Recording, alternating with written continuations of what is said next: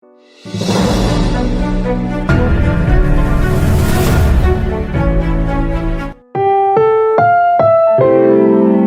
programang ito ay rated SPG, striktong patnubay at gabay ng magulang ang kailangan. Maaaring may masiselang tema, lengguwahe, karahasan, sexual, horror o droga na hindi angkop.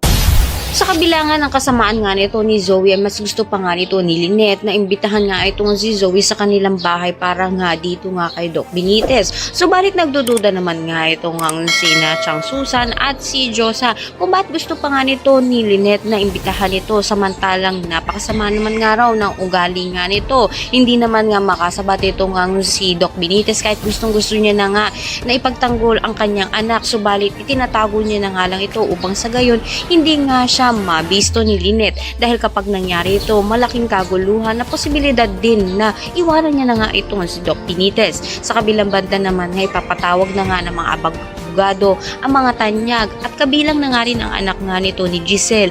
Magkakaharap nga muli sila dito, subalit dededmahin nga siya nito ni Justine.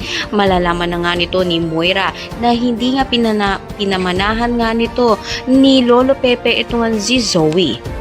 Magugulantang nga itong sina Giselle, Doc Tanyag at si Ana rin kung bakit nga ba hindi pinamanahan nga nito ni Lolo Pepe. Ito nga si Zoe, puputuban na nga kaya sila na may kinalaman nga ito nga si Zoe kaya naman nga hindi na pinamanahan nga nito ni Lolo Pepe. Ito nga si Zoe at matungklasan na nga nila na hindi naman ito tunay na ako. Lahat na yan, abang natin.